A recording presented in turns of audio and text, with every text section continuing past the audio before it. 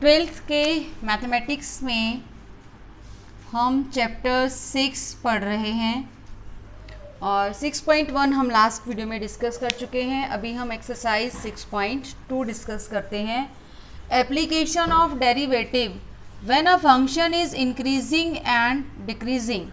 तो इंक्रीजिंग और decreasing function को हमें डेरिवेटिव से रिलेट करना है। तो मैंने यहाँ पर दो ग्राफ्स लिए हैं। ये हमारा कर्व है y is equal to f x. ये आप देख रहे हैं यहाँ से ऐसे बढ़ता जा रहा है, इंक्रीज कर रहा है। आपने ऐसे ग्राफ देखे होंगे कभी, अगर आप मैचेस में रन का स्कोर्स देखते हैं तो वो भी हाँ ऐसे ऐसे अगर ग्राफ जा रहा है तो मतलब हमारे रन ज़्यादा बनते जा रहे हैं और लगता है कि टीम जीत जाएगी। बट कभी किसी वजह से अगर रन आपके कम बनते हैं तो आपका ग्राफ भी कुछ ऐसे डाउनवर्ड आता है। तो ये डिक्रीजिंग फंक्शन के लिए मैंने एग्जांपल लिया है ग्राफ का, डिक्रीजिंग के लिए, और ये इंक्रीजिंग के लिए आपका ये इंक्रीज हो रहा है, अपवर्ड जा रहा है। तो इंक्रीजिंग और डिक्रीजिंग फंक्शन को अब हमें डिफरेंशिएशन से कोरिलेट करना है। ये फंक्शन है y is equal to f x. हमने किसी एक पॉइंट पर टच करती हुई एक लाइन ली है। इस लाइन को ही टेंजेंट कहा जाता है। This line is called tangent to the curve that touches the curve at a single point. अब ये जो हमने डिफरेंशिएशन पढ़ा है dy बाई डी एक्स, जब हम इसको डिफरेंशिएट करते हैं, actually dy by D x is the slope of this tangent. Curve की टेंजेंट का स्लोप ऑफ टेंजेंट होता है डिफरेंशिएशन। इसी का हमें यहाँ यूज़ करना है। आप देख रहे हैं जब कोई फंक्शन इंक्रीज करता है, इंक्रीजिंग फंक्शन के लिए आप जो भी टेंजेंट बनाएंगे, सभी टेंजेंट एक्स एक्सिस के साथ एक एंगल बनाएंगी थीटा। अगर ये इंक्रीजिंग फंक्शन है तो आप ऑब्जर्व कीजिए सभी टेंजेंट्स का जो एंगल थीटा बन रहा है ये एक्यूट बनेगा। Acute means less than 90। और अगर आपका फंक्शन डिक्रीजिंग है तो डिक्रीजिंग फंक्शन की जितनी भी टेंजेंट्स होंगी तो उसके लिए थीटा की वैल्यू मोर देन 90 यानी ऑब्ट्यूज एंगल बनेगा। अब जब ये एक्यूट है, एक्यूट एंगल है, फर्स्ट क्वाड्रेंट में है तो टेन थीटा पॉजिटिव होगा। ऑब्ट्यूज है तो टेन थीटा सेकेंड क्वाड्रेंट में नेगेटिव होगा। टेन थीटा मतलब इस लाइन का स्लोप यानी टेंजेंट का स्लोप, और टेंजेंट का slope he dy by D x है। तो टेंजेंट का स्लोप 0 से ज़्यादा यानी डिफरेंशिएशन पॉजिटिव होगा for an increasing function. Increasing function के लिए डिफरेंशिएशन पॉजिटिव होगा। वैसे ही यहाँ पर देखिए थीटा आपका 90 से ज़्यादा है, सेकेंड क्वाड्रेंट में एंगल है तो टेन थीटा नेगेटिव होगा। टेन थीटा यानी स्लोप ऑफ टेंजेंट आपका नेगेटिव होगा। तो डिक्रीजिंग फंक्शन के लिए डिफरेंशिएशन नेगेटिव होगा। यही दोनों कॉन्सेप्ट्स हम इस एक्सरसाइज में यूज़ करने वाले हैं। इंक्रीजिंग फंक्शन के लिए डिफरेंशिएशन पॉजिटिव है, ये उसका रीज़न बता दिया। डिक्रीजिंग फंक्शन के लिए डिफरेंशिएशन नेगेटिव है, ये उसका रीज़न है, क्योंकि थीटा ऑब्ट्यूज है, यहाँ थीटा एक्यूट है। अब हम इंक्रीजिंग और डिक्रीजिंग की एक डेफिनेशन है, इसको भी देख लेते हैं। इंक्रीजिंग फंक्शन में अगर आपने दो इनपुट्स ली हैं x1 और x2, तो x1 के कॉरस्पॉन्डिंग जो आपका y होगा y1 या f ऑफ x1, और x2 के कॉरस्पॉन्डिंग जो आपका f ऑफ x2 होगा। अब इंक्रीजिंग फंक्शन है तो जब आपका x2 बड़ा है, x1 is smaller and x2 is greater than x1, जैसे आपने इनपुट डाली और आपकी वो इनपुट बड़ी हो गई तो आपकी आउटपुट भी बड़ी हो गई, यानी f ऑफ x2 भी बड़ा है। If x1 is less than x2 then fx1 is less than fx2। ये हो गया इंक्रीजिंग फंक्शन के लिए। दूसरी तरफ डिक्रीजिंग फंक्शन में अगर आपने दो इनपुट्स ली हैं, मैं यहाँ से ये पार्ट हटा रही हूँ, ये आपने नोट कर लिया है।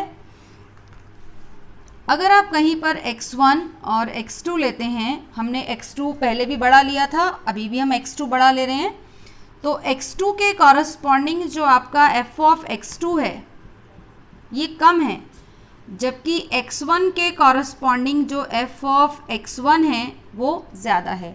यानी इनपुट बड़ी डालने से x2 बड़ा है बट उसका आंसर छोटा है।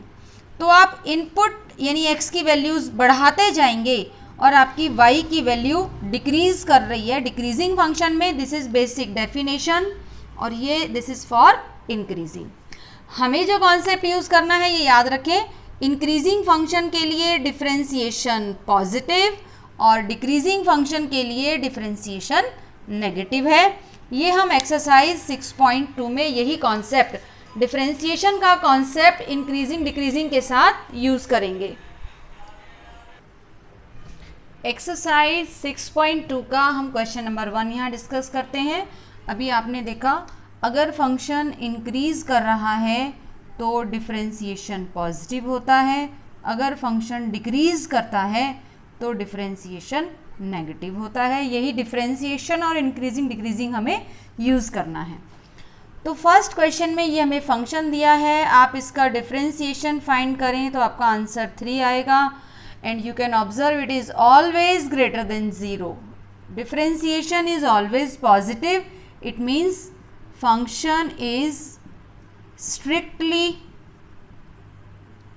इंक्रीजिंग। अगर इसमें इक्वल टू आ जाता है कभी कभी, तो कभी हमारा ग्राफ इंक्रीज करता है तो कभी कभी स्ट्रेट भी हो जाता है, तब हम उसको ओनली इंक्रीजिंग कहते हैं। बट अगर हमेशा इंक्रीज ही कर रहा है तब उसको स्ट्रिक्टली इंक्रीजिंग कह देते हैं। तो अभी ये हमेशा पॉजिटिव होगा यानी कि स्ट्रिक्टली इंक्रीजिंग होगा। अगर इसमें इक्वल टू का साइन आ जाता है तो आप सिर्फ इंक्रीजिंग वर्ड यूज़ कर सकते हैं। इन दोनों में ये डिफरेंस है।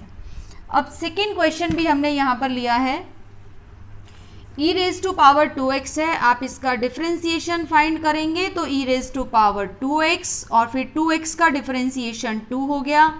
अब आप देखिए अगर आपने x नेगेटिव लिया तो बच्चों को लगता है शायद आंसर नेगेटिव आ जाएगा, लेकिन नहीं, क्योंकि ये 1/e रेज टू पावर 5 है और ये भी पॉजिटिव है, क्योंकि e is a 2 point something, it is a positive quantity. तो अगर पावर माइनस में भी आ गई तो भी हमारा रिजल्ट पॉजिटिव, और अगर पावर प्लस में है तब तो है ही positive. So this term is always positive, that is function is strictly increasing, strictly increasing. अब हम 6.2 का थर्ड क्वेश्चन देखते हैं। फंक्शन हमें दिया है sin x। आप सभी ने sin x का ग्राफ देखा होगा, वो ऐसे होता है और it is increasing then decreasing then increase then decrease, ऐसे चलता रहता है। तो अगर हम यहाँ से यहाँ तक ओवरऑल देखें तो हम इसको नाइदर इंक्रीजिंग नॉर डिक्रीजिंग कह सकते हैं। बट अगर हम इसको ओनली 0 to पाई देखें तो 0 से पाई में आप देखिए ये इंक्रीज कर रहा है। तो 0 से π/2 आपको क्वेश्चन का फर्स्ट पार्ट दिया है, हम उसे यहाँ से भी देख सकते हैं। 0 से पाई आपका ग्राफ इंक्रीज कर रहा है, ग्राफ से भी आप ऑब्जर्व कर सकते हैं। और डिफरेंशिएशन इसका cos x है, 0 से π/2 फर्स्ट क्वाड्रेंट है, तो फर्स्ट क्वाड्रेंट में ये डिफरेंशिएशन यानी cos x पॉजिटिव होता है। So in this interval first quadrant cos x is positive, that is differentiation is positive, यानी function is increasing. Second quadrant में आपका cos x नेगेटिव होता है, यानी फंक्शन का डिफरेंशिएशन नेगेटिव हो गया, यानी आपका फंक्शन डिक्रीज करेगा। यहाँ से भी आप देख सकते हैं π/2 से पाई सेकेंड क्वाड्रेंट में आपका फंक्शन नीचे आ रहा है तो डिक्रीज। बट जब हम ओवरऑल 0 से पाई की बात करते हैं तो ये एक बार इंक्रीज कर रहा है आधे में और आधा में डिक्रीज कर रहा है। तो जब हम कंप्लीट की बात कहेंगे तो ना तो आप इंक्रीजिंग कह सकते हो और ना decreasing, so neither increasing nor decreasing. It is question number 3। अभी हम एक्सरसाइज का क्वेश्चन नंबर 4 देखते हैं। थर्ड क्वेश्चन जब हमने किया था उसमें हमें इंटरवल्स दिए हुए थे, फर्स्ट क्वाड्रेंट और सेकंड क्वाड्रेंट। इस क्वेश्चन में हमें इंटरवल्स नहीं दिए गए हैं। आपने 11th में इक्वेशन ऑफ पैराबोला पढ़ी होगी, x square is equal to 4ay। ये आपका थर्ड टाइप का पैराबोला था जो हमेशा अपवार्ड होता है। ये इक्वेशन आपको देखिए इसी से मैच कर रही है। ये x में क्वाड्रेटिक है और यहाँ y में लीनियर है, ये y ही हम रखते हैं इसको। तो ये इक्वेशन हमें पैराबोला देगी। तो मैंने एक रफ पैराबोला ड्रॉ किया है। अब इस रफ अपवर्ड पैराबोला है, इस रफ पैराबोला में आपको एक कॉन्सेप्ट समझना है। पहले आपका फंक्शन डिक्रीज करता है और बाद में इंक्रीज करता है। तो एक सबसे नीचे वाला पॉइंट आ जाएगा बॉटम, जहाँ पर आपका फंक्शन एकदम उसकी जो टेंजेंट है वो एक्स एक्सिस के पैरेलल हो जाएगी, क्योंकि यहीं से उसका नेचर चेंज होगा। पहले वो डिक्रीज कर रहा था, ये नेचर चेंज हुआ और अब वो इंक्रीज कर रहा है। इस पॉइंट को, जहाँ पर आपका नेचर चेंज होता है, इस पॉइंट को हम क्रिटिकल पॉइंट कहते हैं। इस क्रिटिकल पॉइंट पर जो टेंजेंट है वो एक्स एक्सिस के पैरेलल होती है और एक्स एक्सिस का स्लोप 0 होता है, इसलिए टेंजेंट का स्लोप भी 0 होता है। तो अब मैं आपको ये यहाँ से रिलेट करती हूँ। जब आप डिफरेंशिएशन फाइंड करेंगे 4x - 3, तो इस पॉइंट को फाइंड करने के लिए आपको डिफरेंशिएशन 0 रखना पड़ेगा। तो नेक्स्ट स्टेप है put differentiation is equal to 0। It implies x is equal to 3/4। यानी जब x की वैल्यू 3/4 होगी तो वहाँ से आपके फंक्शन का नेचर चेंज हो जाएगा। तो इस पॉइंट पर डिफरेंशिएशन 0 होता है। तो हमने डिफरेंशिएशन को 0 क्यों रखा? To get critical points. अब हम इसको नंबर लाइन पे शो करते हैं। अब इधर और उधर नेचर अलग अलग है, तो मैंने अपनी कन्वीनियंस के लिए, आसानी के लिए मैं एक साइड डिफरेंशिएशन का साइन चेक करना है। मुझे साइन ऑफ डिफरेंशिएशन हमें चेक करना है। तो मैंने इस पार्ट में से कोई भी एक नंबर ले लिया। मुझे लगता है यहाँ पर सबसे आसान एक नंबर है 0। आप चाहो तो 1 भी ले सकते हैं, 1 उधर चला जाएगा आपका, तो आप उधर साइड से भी एक नंबर 1 भी ले सकते हैं। तो हम डिफरेंशिएशन का एक्चुअली साइन चेक कर रहे हैं। तो मैंने इस राइट वाले पार्ट में, ये जो कॉलम है मेरा, इस पार्ट में से एक नंबर लिया 1 और वो 1 मैंने डिफरेंशिएशन में डाल दिया। डिफरेंशिएशन में 1 डालने से आप देखिए आपका आंसर 4 - 3 1 आएगा, जो कि पॉजिटिव है। इसका मतलब इस पार्ट में आपका डिफरेंशिएशन पॉजिटिव आ रहा है। डिफरेंशिएशन पॉजिटिव आने का मतलब आपका फंक्शन इंक्रीज कर रहा है। अब क्योंकि इस पॉइंट पर तो नेचर बदलना है, तो ऑब्वियसली जब यहाँ इंक्रीजिंग है तो इसके पहले वाले पार्ट में वो डिक्रीज करेगा। और यहाँ से आप कोई नंबर लें, जैसे मैंने यहाँ से -1 ले लिया, वो इधर से लिया है मैंने -1, तो आप डिफरेंशिएशन में -1 डाल के देखिए, आपका आंसर आएगा -4 - 3 यानी -7 यानी नेगेटिव। तो इस पार्ट में डिफरेंशिएशन का साइन नेगेटिव है, यानी फंक्शन डिक्रीज कर रहा है। तो यहाँ से हमने इंटरवल्स फाइंड कर लिए। This implies our function is increasing in ये वाला इंटरवल, यानी 3/4 से इन्फिनिटी में वो इंक्रीज कर रहा है और function is decreasing in -∞ to 3/4।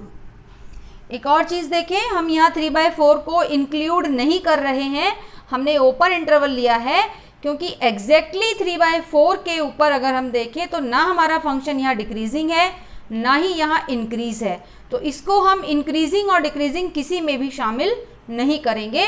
तो हमने इंक्रीजिंग और डिक्रीजिंग के इंटरवल्स निकाल लिए। एक बार फिर से स्टेप्स रिव्यू कर लेते हैं। पहला स्टेप, फंक्शन दिया है, हम उसका डिफरेंशिएशन फाइंड करें। डिफरेंशिएशन को 0 रखते हैं टू गेट क्रिटिकल पॉइंट। फिर क्रिटिकल पॉइंट से हम अपनी नंबर लाइन को डिवाइड कर देते हैं। लेफ्ट या राइट कहीं से भी आप कोई भी पॉइंट उठाकर देख लीजिए, आपका डिफरेंशिएशन पॉजिटिव है या नेगेटिव।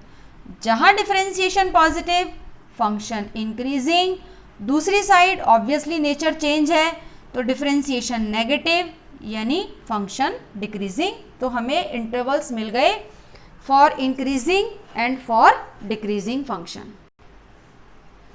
अब हम आपके साथ एक स्पेशल कॉन्सेप्ट क्लियर करने के लिए क्वेश्चन नंबर 6 का ई पार्ट यहाँ डिस्कस करते हैं। ये हमें फंक्शन दिया हुआ है, हम पहला स्टेप इसका डिफरेंशिएशन फाइंड कर लें। तो डिफरेंशिएशन आप प्रोडक्ट रूल से फाइंड कर सकते हैं। u का किया, v का नहीं किया, और जब v का किया तब u का नहीं किया। आप उसमें से कुछ टर्म्स कॉमन लेंगे तो फाइनली आपको डिफरेंशिएशन ये मिल जाएगा। नेक्स्ट हमारा स्टेप होता है, हम डिफरेंशिएशन को 0 रखते हैं टू गेट क्रिटिकल पॉइंट्स। तो जब आप डिफरेंशिएशन को 0 रखेंगे तो यहाँ से -1, यहाँ से +3 और यहाँ से +1 मिलेगा। तो ये 3 आपको क्रिटिकल पॉइंट्स मिल गए। हमने ये 3 पॉइंट्स नंबर लाइन पर लगा लिए। इनका इंक्रीजिंग ऑर्डर आप ध्यान रखें, ऐसा ना हो कि 1 यहाँ लिख दें और -1 वहाँ लिख दें तो गलत हो जाएगा। अब हमारे पास 4 इंटरवल्स हैं, -∞ से -1 पहला इंटरवल, दूसरा -1 से 1 है, -1 से 1 के बीच में अगर x है, फिर 1 से 3 और 3 से ∞। तो मैं इन चारों ही इंटरवल में अब डिफरेंशिएशन के साइन हम चेक करते हैं। अब आप यहाँ पर स्पेशली देख लीजिए, ये टर्म हमेशा पॉजिटिव रहेगी बिकॉज ऑफ स्क्वायर, ये वाली टर्म भी हमेशा पॉजिटिव रहेगी बिकॉज ऑफ स्क्वायर। साइन आपका सिर्फ इस वाली टर्म पर डिपेंड करेगा x -1 पे। तो जब आप -∞ और -1 के बीच में कोई नंबर लेंगे, जैसे -2, कोई भी नंबर आप लेंगे तो ये आपको नेगेटिव दे रहा है। अगर आप -1 और 1 के बीच में लाइक 0, तब भी ये आपको नेगेटिव दे रहा है। अगर आप 1 से 3 के बीच में कोई नंबर लेते हैं जैसे 2, तो ये आपको पॉजिटिव देगा। और 3 से ∞ तक कोई नंबर लाइक 4, तो भी ये आपको पॉजिटिव देगा। ध्यान दें, इन पर साइन डिपेंड नहीं कर रहा है because they are always positive due to square. तो डिफरेंशिएशन का साइन सिर्फ इस नंबर पर डिपेंड कर रहा है 1 पर, ये जो पार्ट है। तो अब आप देखिए, यहाँ भी नेगेटिव है, यहाँ भी नेगेटिव है, यहाँ पॉजिटिव है, यहाँ पॉजिटिव है। इसको नोट कीजिए, जब भी आपको ये स्क्वायर वाली टर्म मिलेगी तो वो क्रिटिकल पॉइंट तो है लेकिन वहाँ पर नेचर चेंज नहीं हो रहा है, वो जैसे इंक्रीज कर रहा है, कहीं पर रुककर फिर इंक्रीज कर रहा है। तो अब हमारे पास इंक्रीजिंग के लिए हम ये देखते हैं, यहाँ से फंक्शन इज इंक्रीजिंग इन, ये पूरा इंटरवल है, तो हम इसको 1 से 3 और इसका यूनियन ले लेंगे 3 से ∞। हमने पहले ही बताया था 1 और 3 आपको नहीं लेने हैं क्योंकि वहाँ पर tangent parallel to x axis होती है। तो वो 3 और 1 ये ऐसे पॉइंट हैं जो ना तो इंक्रीजिंग में गिने जाएंगे ना ही डिक्रीजिंग में, क्योंकि वहाँ पर जैसे आप कहीं टॉप पर पहुँच जाते हैं तो टॉप पर पहुँचने के बाद ना तो आप चढ़ाई करने में हैं ना ही आप उतराई करने में हैं। तो ये क्रिटिकल पॉइंट्स को ना तो इंक्रीजिंग में और ना ही हम डिक्रीजिंग में काउंट करते हैं, इसलिए इसको 1 से ∞ ना लिखकर 1 से 3, 3 से ∞, ओपन ब्रैकेट। सिमिलर इस तरफ, your function is decreasing in -∞ से -1 यूनियन -1 से 1, क्योंकि इन दोनों में आपका फंक्शन डिफरेंशिएशन नेगेटिव का मतलब फंक्शन डिक्रीज। ये जो हम साइन चेक करते हैं वो हम डिफरेंशिएशन के साइन चेक करते हैं। सो क्वेश्चन नंबर 6 ई स्पेशली ये पॉइंट आपका ध्यान देने वाला था। अब हम क्वेश्चन नंबर 7 डिस्कस करते हैं। बच्चे कई बार क्वेश्चन को देखकर ही डर जाते हैं, ऐसा नहीं करना है आपको। y is equal to log of 1 + x minus 2x upon 2 + x। ये कोई फंक्शन है, इसका कहीं ना कहीं कुछ ग्राफ भी बनेगा। ये ध्यान रखें, लॉग की डेफिनेशन होती है, अगर आप log x is equal to y लिखते हैं तो जो ये x नंबर है it should be always positive. ये 0 भी नहीं होता है और ये 0 से कम भी नहीं होता है। log डिफाइन ही तब होता है जब आपका x 0 से बड़ा है। तो यहाँ पर हमारी ये क्वांटिटी 1 + x है, तो 1 + x जब है तो ये पॉजिटिव होना चाहिए, यानी x की वैल्यू -1 से बड़ी होनी चाहिए। ये कंडीशन हमें क्वेश्चन में दी है। ये x की वैल्यूज़ हैं, इनपुट्स हैं, तो हम इसको डोमेन कह सकते हैं इस फंक्शन के लिए। क्लियर है ये क्यों कहा? क्योंकि log का फंक्शन डिफाइन ही तब होता है जब ये नंबर 0 से बड़ा, पॉजिटिव नंबर के लिए। तो इसलिए हमें ये डोमेन इसने क्वेश्चन में पहले से ही दे दी है। अब हमें चेक करना है इस डोमेन में हमारा ये पूरा फंक्शन इंक्रीजिंग है या डिक्रीजिंग। तो dy बाई डी एक्स आप इसको डिफ्रेंशिएट करेंगे तो log x का 1/x होगा, और फिर इसका डिफ्रेंशिएशन यहाँ मल्टीप्लाई 1 लिखने की ज़रूरत नहीं है। इसको आप u/v रूल से करेंगे तो 2 + x का होल स्क्वायर, इस v वाले पार्ट का 2 + x एज इट इज़, ऊपर वाले का differentiation multiply minus numerator as it is, और डिनोमिनेटर का डिफ्रेंशिएशन मल्टीप्लाई। अब आप इन दोनों का एलसीएम लेंगे, इन सब टर्म्स को सॉल्व करेंगे तो आपको डिफ्रेंशिएशन ये मिल गया। अब यहाँ पर ऑब्जर्व कीजिए, ये जो क्वांटिटी है ये भी x का स्क्वायर है और ये भी 2 + x का होल स्क्वायर है, तो ये सारी टर्म तो हमेशा पॉजिटिव होगी। ठीक है, ये पूरा दोनों नंबर हमेशा पॉजिटिव और कंप्लीट स्क्वायर है। और ये जो पार्ट है 1 + x ये तो है ही पॉजिटिव, हमें क्वेश्चन में दिया था 1 + x पॉजिटिव, हमारी डोमेन के हिसाब से 1 + x इज़ पॉजिटिव, यही हमारी गिवन डोमेन है। यही स्पेशली इस क्वेश्चन में कहा गया है कि पूरी डोमेन में हमारा फंक्शन, अब आप देखिए ये भी पॉजिटिव ये भी पॉजिटिव, तो ओवरऑल ये पॉजिटिव आ गया। यानी through out its domain this differentiation is positive, मतलब फंक्शन कहिए या y कहिए is always increasing in its domain. Domain में ये हमेशा पॉजिटिव रहेगा और फंक्शन हमेशा इंक्रीज करता रहेगा। अब हम आपके साथ क्वेश्चन नंबर 9 डिस्कस करते हैं। y हमें ये फंक्शन दिया है और हमें इसकी डोमेन दी हुई है 0 से π/2 यानी फर्स्ट क्वाड्रेंट। इस क्वेश्चन में बच्चों से अक्सर गलती होती है, ये -θ छूट जाता है, आपको ये ध्यान रखना है, ये यहाँ पर है, इसकी प्रेजेंस ध्यान रखनी है। फर्स्ट स्टेप हमारा होता है हम इसका डिफरेंशिएशन फाइंड करते हैं। हम इस बार थीटा के रिस्पेक्ट में डिफरेंशिएट करेंगे, तो u/v रूल से इसका डिफरेंशिएशन होगा 2 + cos थीटा का होल स्क्वायर, फिर आप 2 + cos थीटा को छोड़कर न्यूमरेटर का डिफरेंशिएशन करेंगे तो वो हो जाएगा 4 cos थीटा, माइनस इस बार न्यूमरेटर को छोड़ दें और डिनोमिनेटर का डिफरेंशिएशन करेंगे तो वो हो जाएगा -sin थीटा।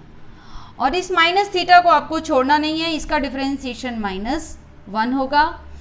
ये आपको 4 cos स्क्वायर + 4 sin स्क्वायर मिलेगा, उसमें आप 10th वाली आइडेंटिटी यूज़ करें और फिर जब आप एलसीएम लेंगे तो ये वाला पार्ट आपका यहाँ 1 के साथ मल्टीप्लाई होगा। सिंप्लीफाई करके आपको dy/dθ कुछ ऐसा मिलेगा। अब यहाँ पर हमें चेक करना है हमारा साइन नेगेटिव है या पॉजिटिव ओवरऑल। तो क्योंकि थीटा आपका फर्स्ट क्वाड्रेंट में है इसलिए आपका cos थीटा पॉजिटिव होगा given domain for given domain. Clear है, cos थीटा पॉजिटिव होगा। और जब आप 2 + cos थीटा वाली टर्म लेंगे जो डिनोमिनेटर में है वो तो कंप्लीट स्क्वायर है इसलिए वो भी पॉजिटिव होगी। अब रह गया 4 - cos थीटा, तो ये भी पॉजिटिव ही होगा। उसका रीज़न ये है कि ज़्यादा से ज़्यादा इस क्वाड्रेंट में cos थीटा की वैल्यू 1 हो जाएगी, 1 से ज़्यादा तो कभी भी नहीं होती है।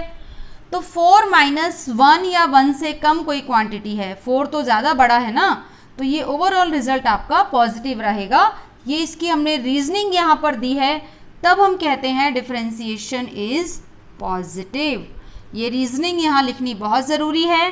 डिफरेंशिएशन पॉजिटिव होने का मतलब आपका जो फंक्शन है वो इंक्रीजिंग हो गया when theta belongs to first quadrant. Clear है, तो फंक्शन इंक्रीजिंग हो गया। Question number 9 exercise 6.2। हमने आपके साथ 6.2 के कुछ बेसिक कॉन्सेप्ट्स और कुछ क्वेश्चंस डिस्कस किए हैं। आप 6.2 इसकी हेल्प से कंप्लीट कर सकते हैं। So do your efforts. Thank you.